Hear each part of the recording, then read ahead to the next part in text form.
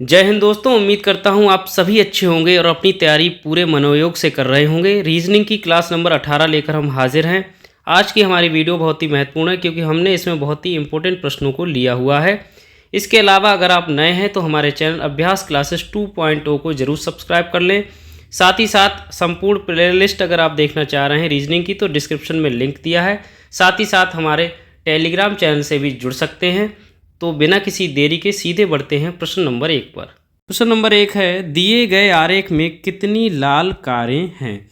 सबसे पहले समझ लेते हैं। मैंने आपको इजी करने के लिए कलर से भी यहाँ पे दिखा दिया है। जैसे ब्लू कार्स यानी ब्लू कलर से ट्रायंगल को शो कर रही हैं। इसके अलावा ब्लैक कार यानी कि काले रंग की जो कारें हैं वो एक सर्किल को यानी वृत्त को रिप्रेजेंट कर रही हैं। वहीं जो रेड कार हैं वो एक आयत से दिखाई गई हैं यहाँ पे। तो सिंपल सी बात है, उन्होंने पूछा है लाल कारें, तो इसमें बाकी कोई भी इन्होंने नई चीज़ नहीं लगाई है कि वो काली नहीं होनी चाहिए या नीली नहीं होनी चाहिए। उन्होंने सीधे सीधे सिर्फ लाल पूछी है। तो जितने भी आपकी रेड कार्स होंगी वो इस रेक्टेंगल से रिलेटेड हैं। किससे रिलेटेड है? रेक्टेंगल से रिलेटेड हैं। अब इसके अंदर जो भी संख्या लिखी है 5, 6, 14 और 8, इन सबको क्या कर लेंगे, हम जोड़ लेंगे। 5, 6, 14, 8 का जब जोड़ेंगे तो 5 और 6 हो जाएगा 11, 11, 14, 25 और 8, 33। तो इस प्रश्न का सही आंसर हो गया ऑप्शन नंबर 4, 33। प्रश्न नंबर 2 है, यदि दी गई सीट को मोड़कर घन बनाया जाए तो 8 के विपरीत पक्ष पर संख्या क्या होगी। देखिए, ऐसे प्रश्नों में एक चीज़ क्लियर रखिए, अल्टरनेट क्रम में होता है यहाँ पे। जैसे यहाँ पे क्या है, 6 और 5 आपस में अपोजिट होते हैं, 8 और 7, और जो कॉर्नर निकले होते हैं वो दूसरे कॉर्नर के अपोजिट होते हैं। जब आप इनको मोड़ा जाएगा तो एक दूसरे के अपोजिट आएंगे। इसका मतलब क्या हुआ, सिंपल सी बात हो गई। यहाँ पे 6 और 5 आपस में कैसे हैं, अपोजिट हैं। 8 और 7 अपोजिट हैं। इसके अलावा क्या है, 9 और 10 आपस में अपोजिट हैं। अब इन्होंने पूछा था 8 के विपरीत पक्ष पे, तो हमें 8 के विपरीत पक्ष का देखना है। तो 8 के विपरीत पक्ष पे कौन आएगा, 7 आएगा। तो प्रश्न नंबर 2 का सही आंसर हो गया ऑप्शन नंबर 1, 7। प्रश्न नंबर 3 है, एक पासे के अलग अलग फलकों, यहाँ पे फलकों पर 6 अक्षर T, P, K, G, R और U लिखे गए हैं। इस पासे की 2 स्थितियों को चित्र में दिखाया गया है। K के विपरीत फलक पर अक्षर ज्ञात कीजिए, यानी K के अपोजिट वाला आपको निकालना है। अब सिंपल सी बात यहाँ पे देखिए, सबसे पहले देखेंगे दोनों डाइस में कॉमन क्या आ रहा है। देखो UGT है, इसमें KRT है, तो T दोनों में कॉमन है। जब दोनों में कॉमन है तो हमें क्या करना है, क्लॉकवाइज चलना है। सबसे पहले क्या लिखेंगे हम, T, फिर क्या आएगा G, फिर आएगा आपका U। अब दूसरे वाले में यही करेंगे, घड़ी की दिशा में T, फिर आएगा आपका R, फिर आएगा K। अब देखिए इसमें क्या है, रिजल्ट क्या निकला हमारा, रिजल्ट ये निकला G और R आपस में कैसे हैं, विपरीत फलक पे हैं, और U और K आपस में विपरीत फलक पे हैं। इसका मतलब क्या, इसमें पूछा गया था हमें K के विपरीत, तो K के विपरीत कौन आ रहा है, U। तो सही आंसर हो गया ऑप्शन नंबर 1, U। बढ़ते हैं अगले प्रश्न पर। प्रश्न नंबर 4 है, सही वेन आरेख का चयन कीजिए। अब इसमें आपको वेन आरेख जो है करेक्ट वाला चुनना है। कौन कौन सी चीज़ें दी हैं, ग्रह, मंगल, शुक्र। अब आपको पता है ग्रह जो होते हैं एक बड़ी चीज़ है और उसके अंदर क्या कितने सारे ग्रह हैं आपको पता है, उन्हीं में से मंगल और शुक्र भी हैं। यानी इनमें आपस में कोई रिलेशन नहीं है कह सकते हैं, लेकिन ग्रह के अंदर ये दोनों आते हैं। यानी एक मंगल हो गया, मान लीजिए शुक्र हो गया। तो इस तरह का जो वेन डायग्राम यहाँ पे बनने वाला है। ऑप्शन नंबर 3 इसका सही है। यहाँ पे सबसे बड़े वाले को हम दिखाएंगे ग्रह से, और जो छोटे वाले सर्किल हैं उनको एक को मंगल से और एक को शुक्र से।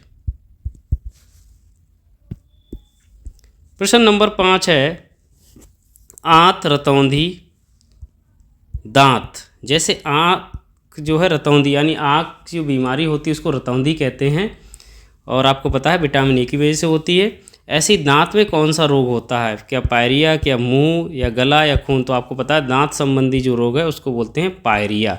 तो प्रश्न नंबर 5 का सही आंसर हो गया ऑप्शन नंबर 1।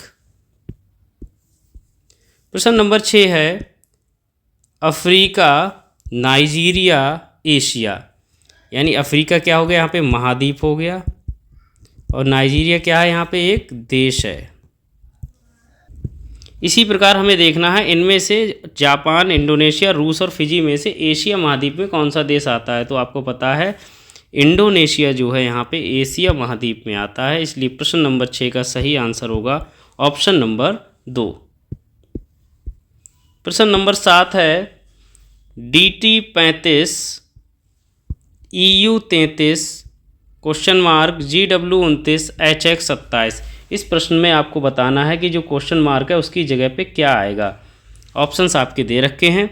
सबसे पहले समझिए हम लोग क्या करते हैं ऐसे प्रश्नों में, संख्या को सबसे पहले देखते हैं। 35 और 33, इसका मतलब क्या हुआ, -2 हो रहा है, यानी 2 कम हो रहा है। 35 से 33 हुआ, 33 से यहाँ पे पता नहीं हमें क्या होगा, लेकिन यहाँ पे 29 है, 29 से फिर 27। सिंपल सी बात है, -2 हो रहा है, यहाँ भी -2 होगा। तो 33 में से जब -2 करोगे तो कितना आ जाएगा, 31। इसका मतलब 31 जिस ऑप्शन में होगा वो ऑप्शन सीधे सीधे सही हो जाएगा, बाकी हमें कुछ देखना भी नहीं पड़ेगा। तो ऑप्शन नंबर 4 जब आप देखते हो FV 31। इसके अलावा अगर आप इसको सॉल्व करना चाहते हो बाकी अपनी नॉलेज के लिए, तो आप DT और EU का रिलेशन एक बार देख सकते हैं। D के बाद E आता है, बिल्कुल सही है, +1 हो गया, और T के बाद U आता है +1, यानी तुरंत वाले अक्षर हैं। ऐसी E और U का देखेंगे हम लोग। E के बाद क्या आ जाएगा, आपका F आ जाएगा, और U के बाद क्या आ जाएगा, V हो जाएगा। तो FV 31 इसलिए ऑप्शन सही था। प्रश्न नंबर 8 है 3, 21, 111, 561, 28, 11। आगे कौन सी संख्या आने वाली है। तो देखिए 3, 21, 111, एक बार नोट करते हैं इसको, फिर देखते हैं कौन सा पैटर्न यहाँ पे बन रहा है। आप भी अपना दिमाग लगाइए और देखो, कमेंट भी कर सकते हैं हमें। अब 3 और 21 में देखिए कितने का गैप है, सबसे दे 18 का, 18 और 3 21 होते हैं। ऐसे ही 21 और 111 में कितने हो गया, 90 जुड़ रहे हैं। ऐसे ही 561 और 111 में कितने हो जाएंगे, 450, ठीक है।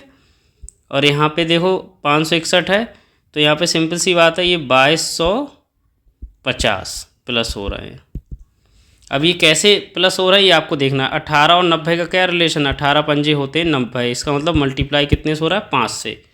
9 पंजे 45, यानी यहाँ भी 5 से मल्टीप्लाई हो गई।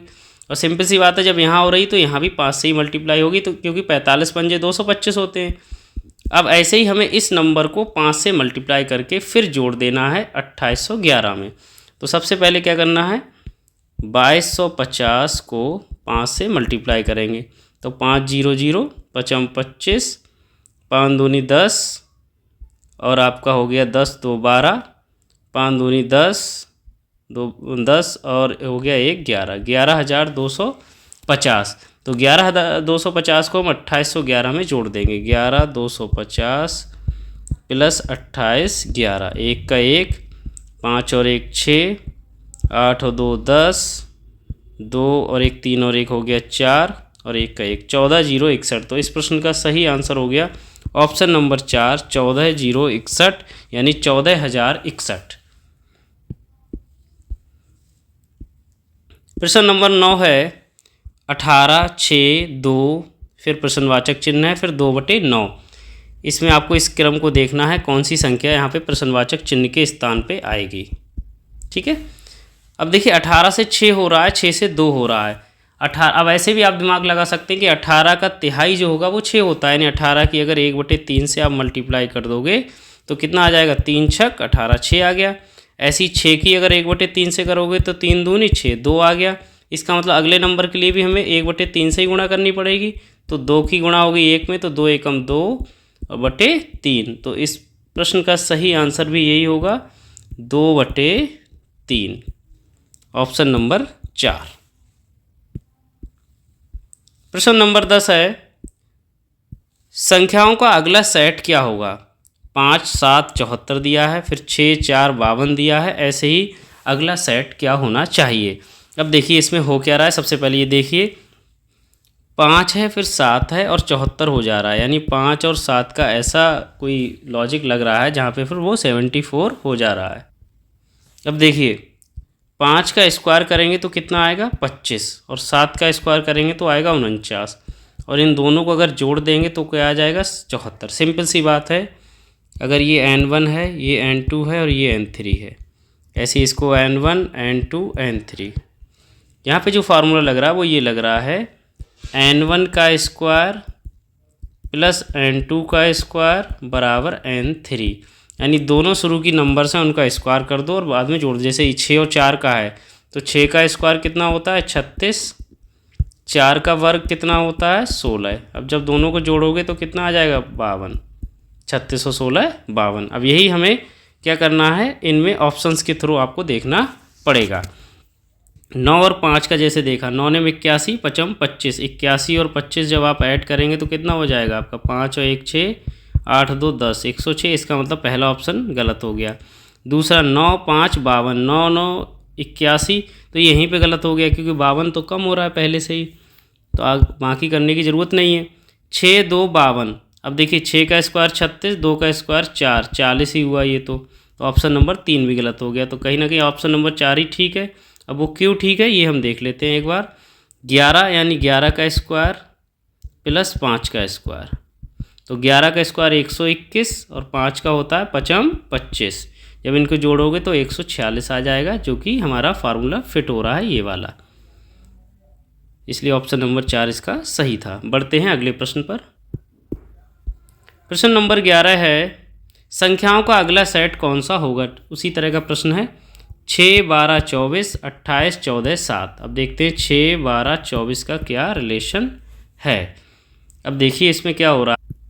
अब इसको अगर n1 लेने, इसको n2 और इसको n3, ऐसे ही दूसरा वाला हम एक बार नोट कर लें, 28 14 और 7, n1 n2 और n3। अब देखिए 6 12 24, यानी हमें कहीं ना कहीं या तो इसको लाना पड़ेगा, इन दोनों की कुछ मल्टीप्लाई करेंगे। जैसे मान लीजिए 6 और 24 की मल्टीप्लाई अगर आप करते हैं तो 6 चौक 24, 6 दूनी 12 और 2 14, 144। अब आपको पता है अंडर रूट 144 का मान होता है 12। इसका मतलब क्या हुआ, फार्मूला कौन सा लग रहा है यहाँ पे, फार्मूला लग रहा है आपका n2 बराबर अंडर रूट n1 गुणा n3। ठीक है, अब यही फार्मूला इस वाले पे लागू करते हैं 28 14 7 वाले का। तो 28 की क्या करेंगे 7 से मल्टीप्लाई करेंगे, 7 8 56, 7 दूनी 14, 5 14 5 19, 196। तो अंडर रूट 196 का मान होता है आपका 14, तो ये वाला ठीक है। अब इसमें हम ऑप्शंस देख के करना पड़ेगा हमें। सबसे पहला ऑप्शन हमने देखा जैसे 32 एकम 32 हुआ, अंडर रूट 32 का मान 14 नहीं होगा, इसलिए पहला ऑप्शन यहाँ गलत हो गया। 36 और 9 का करते हैं, 9 छक 54 और 9 तियाँ 27, 27 और 5 32, 324, और ये कितने का होता है 18 को होता है, इसलिए यहाँ पे 16 दिया है चूँकि, तो ये ऑप्शन भी आपका गलत हो गया। 25 18 और 16 वाला देख रहे हैं, 25 और 16 की जब आप मल्टीप्लाई करोगे तो 16 पंजे 80, 16 दूनी 32, 8 400 हो रहा है, जो कि 20 का होता है, तो ये भी गलत हो गया इसका। ऑप्शन नंबर 4 आप देखते हैं, अब यही आंसर सही होगा। और क्यों सही होगा वो हम देख लेते हैं अभी। 25 और 4 की मल्टीप्लाई यहाँ पे करेंगे, 25 गुणा 4, तो 25 चौका कितने हो गए 100, और अंडर रूट 100 का मान कितना होता है 10। इसलिए प्रश्न नंबर 11 का सही आंसर ऑप्शन नंबर 4 ही होगा।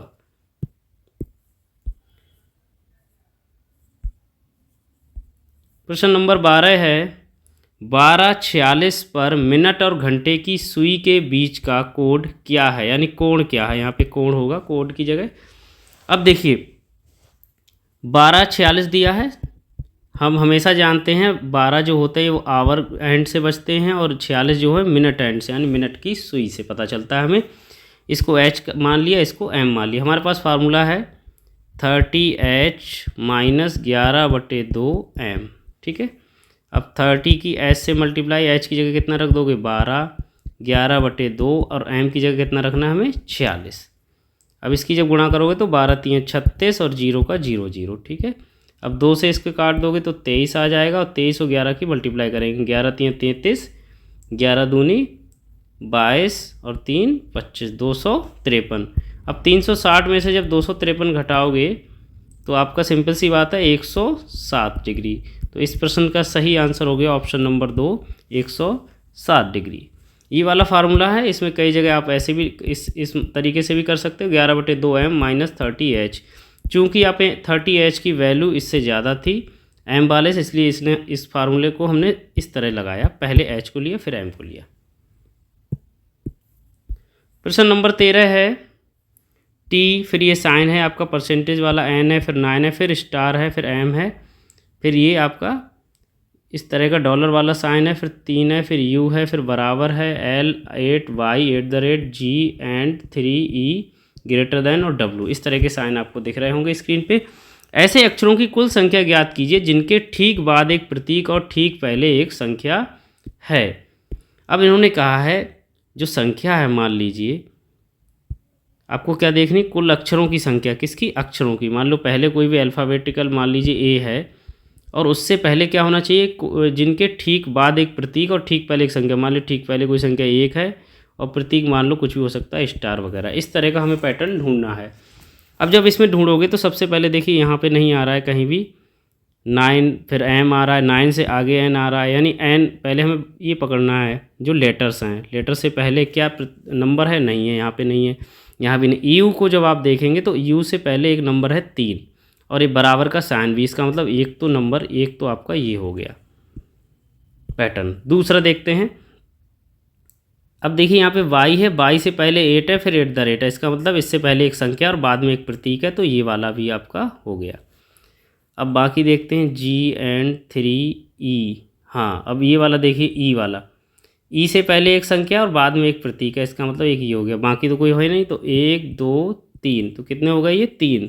तो प्रश्न का सही आंसर क्या हो गया, ऑप्शन नंबर तीसरा यानी 3। प्रश्न नंबर 14 है, यदि किसी निश्चित कूट भाषा में पुलिस को 89, क्लिप को 72 लिखा जाता है तो कंट्रोल को कैसे लिखा जाएगा। देखिए ऐसे प्रश्न में सबसे पहले 2 चीज़ें बहुत ज़रूरी हैं। एक तो आपको सभी लेटर्स की प्लेस वैल्यू पता होना चाहिए, ठीक है। उसके अलावा उनके अपोजिट लेटर्स को निकालना भी आना चाहिए, यानी अपोजिट लेटर्स की प्लेस वैल्यू। ज़्यादातर प्रश्नों में इन चीज़ों का ही यूज होता है, इस तरह के प्रश्नों में। अब इन्होंने पुलिस को 89 लिखा, तो हम एक बार नोट कर ले रहे हैं, POLISH 89। ऐसी सेम इन्होंने किसको, क्लिप को 72 लिखा, तो CLIP, ठीक है। अब देखिए यहाँ पे P की जो वैल्यू है, आपको प्लेस वैल्यू याद होनी चाहिए। P की होती है यहाँ पे 16, O की होती है 15, L की होती है 12, I की होती है 9, S की होती है 19 और H की होती है आपकी 8। अब सबसे पहले हम एक बार चेक करेंगे क्या इनका ऐड करने पर सम 89 आ रहा है क्या। तो 16 और 15 31, 31 और 12 हो गए आपके 43, 43 और 9 हो गए 52, 52 और 19 हो गए आपके 71, 71 8 हो गए 79। तो यहाँ पे ये वाला तो काम नहीं कर रहा है। एक बार हम क्लिप की भी एक बार निकाल के देख रहे हैं, इसका कितना आ रहा है वैसे 72। अब जैसे आपका C है, C का होता है आपका 3, L का होता है 12, I का होता है 9 और P का होता है 16। तो 12 और 3 15, 15 और 9 कितना हो गया 24, 24 और 16 हो गए आपके 40। तो इसका मतलब ये वाला फार्मूला काम नहीं कर रहा है। तो कौन सा करेगा काम, अपोजिट वाला। तो इसके अपोजिट को लिखने के लिए हमें क्या करना पड़ेगा, इन सबको 27 में से माइनस करते हुए लिखते जाएंगे। कितने में से, 27 में से। 27 में से 16 घटाओगे कितने हो गए 11, 15 घटाओगे कितने बचे 12, 12 घटाओगे तो यहाँ पे हो जाएगा 15 और यहाँ पे 9 घटाओगे तो 18। ऐसे ही आप 19 घटाओगे तो 8 और 8 घटाओगे तो 19, ठीक है। अब इनको एक बार जब आप ऐड करोगे, 2 और 1 3 और 5 और 3 8, 8 16, 24, 24 और 9 हो गए आपके 33, 1 और 1 2, 1 3, 1 4, 5 और 3 8, 83। अब 83 आया, 89 आपको लाना। अब देखिए इसमें एक चीज़ और है, नंबर ऑफ़ लेटर्स 1 2 3 4 5 6, कितने लेटर हैं इसमें 6। तो 83 में जब आप 6 जोड़ोगे तो आपका आ जाएगा 89। तो इसका मतलब ये वाला फार्मूला काम कर रहा है। कौन सा, जो अपोजिट लेटर्स हैं उनकी प्लेस वैल्यू का सम, यानी अपोजिट लेटर्स की का सम, एक तरह से प्लेस वैल्यू का सम, और उसमें जुड़ रहे हैं नंबर ऑफ़ लेटर्स। सीधी सी बात ये फार्मूला यहाँ पे काम कर रहा है। अब इसीलिए हम क्या करेंगे, अब हम लगाने वाले हैं कंट्रोल के लिए ये फार्मूला। एक बार नोट करेंगे, CONTROL। अब C की आपको पता है, C का 3 है, O का एक बार नोट कर लें, चाहे यहाँ पे 15 है, N का 14 है, टी का 20 है, आर का 18 है, ओ का 15 है और एल का 12 है। ठीक है, बाकी हमें जो हमने अभी सॉल्व किए इन्हीं के थ्रू हमें मिल भी जाएंगी काफ़ी चीज़ें। जैसे यहाँ पे सी है तो 27 में से माइनस जब आप करोगे अपोजिट निकालने के लिए तो हो जाएगा 24। ऐसी ओ है, ओ का आप निकाल चुके हो 12 आया था, एन का नहीं निकाला है अभी तो 13 लिख दीजिए, और टी का 27 में से 20 घटाओगे तो 7 बचेगा, 18 27 यानी आर यानी 9 रहेगा यहाँ पे। इसके अलावा ओ का अभी निकाला था आपने तो कितना आया था आपका 12, और एल का भी हम निकाल चुके हैं तो एल का था यहाँ पे 15 वैल्यू। तो इन सबको हम एक बार क्या कर रहे हैं, अब जोड़ रहे हैं। 4 और 2 6, 3 9, 7 16, 16 और 9 25, और 25 7 हो गया आपके 32, कैरी लगा आपका 3, 3 और 2 5, 6 7 8 9, 92। अब लेटर्स कितने हैं इसमें, 1 2 3 4 5 6 7, तो 92 में कितने जोड़े जाएंगे, 7। जब 92 में 7 जोड़ोगे तो कितने आ जाएगा, 99। तो सही आंसर हो जाएगा ऑप्शन नंबर 4, 99। बढ़ते हैं अगले प्रश्न पर। प्रश्न नंबर 15 है 1 जनवरी 2018 को सोमवार था तो 1 जनवरी 2019 को कौन सा दिन है। देखिए ऐसे सवालों में हमें एक चीज़ नोट करनी है कि जैसे 2018 से किधर जा रहे हैं 2019 में, कि इन दोनों सालों के बीच में या जो भी जितनी भी सालें हों उनमें लीप ईयर तो नहीं है कोई। अगर ये साधारण वर्ष हैं तो हमें कुछ नहीं करना है, विषम दिन उसमें +1 होते हैं, यानी सिंपल सी बात है जो भी साल साधारण वर्ष की होती है जिस दिन से शुरू होती है अगली उसी दिन, मतलब अगली जो साल आप पहुंचोगे तो एक दिन उसमें ऐड कर दिया जाएगा। इसका मतलब क्या हुआ, 1 जनवरी 2019 को क्या हो जाएगा, अगर ये सोमवार है तो सोमवार में 1 ऐड कर दोगे तो सोमवार का हो जाएगा आपका मंगलवार। इसलिए इस प्रश्न का सही आंसर हो गया ऑप्शन नंबर 1, मंगलवार। आज के लिए बस इतना ही, बाकी अगर आपके कोई भी सुझाव हैं तो हमें कमेंट ज़रूर करें। बहुत बहुत धन्यवाद।